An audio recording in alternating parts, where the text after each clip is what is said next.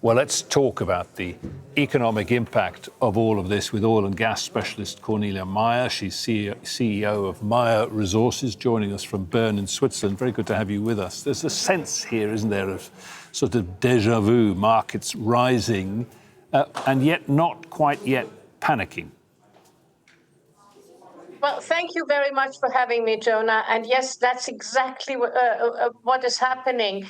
Where I'm concerned is, markets are reacting to every little skirmish, to every statement. You saw the statement yesterday of President Trump saying that the Strait of Hormuz is now under U.S. control. So this is how it pans out. It doesn't look at fundamentals, but really within the next few months or few weeks, we need to see things getting to normal because markets have not reacted more.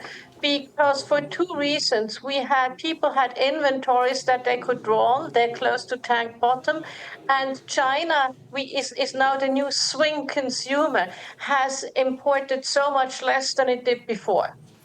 How much more patience to what you've just been saying is built into the markets, do you think, at this moment? After all, these strikes on both sides are just continuing.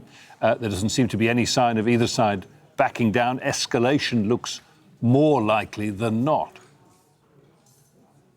I think what markets think is that escalation will not happen because, for one reason, the U.S. has midterms coming up, so they may not want a full-fledged war.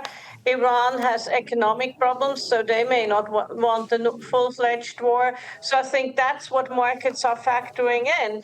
But what markets are not factoring in is that we are close to tank bottom in the inventories. And what they're also not factoring in is that this open and closed state of the Strait of Hormuz makes it very difficult for insurers to insure cargoes and ships, and that makes it very difficult. We've seen loads of ships leaving the strait. We have not seen many ships going in. And unless we have a two-way traffic, this is really difficult. And lastly, might I just add, this is not just about oil and LNG. This is also about fertilizer, about aluminium, and about all sorts of other goods very vital to the global supply chain, especially fertilizer, because 30% of nitrogen-based fertilizer needs to come through the Strait of Hormuz.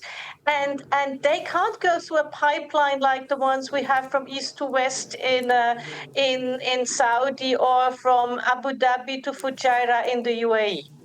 Well, to what extent, then, do those factors that you mentioned there that the markets, you say, are not taking into account, inventories in various countries that are depleted and the Strait of Hormuz, insurance on vessels passing through the Strait of Hormuz, to what extent do they make a second big hit on the world economy more likely?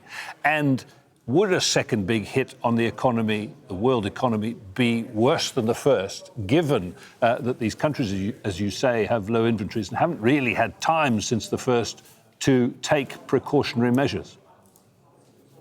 Look, the developed countries of the OECD will be able to manage. I mean, they have still some inventories. The US is producing more. Some Latin American countries are producing more. So they will just drive the price upward, especially also for LNG. But the developing countries, that's really very bad. And that's where I'm worried about fertilizer. And the next thing I'm worried about is the talk about taking a toll on the Strait of Hormuz. Because this is an international waterway, and according to the United Nations,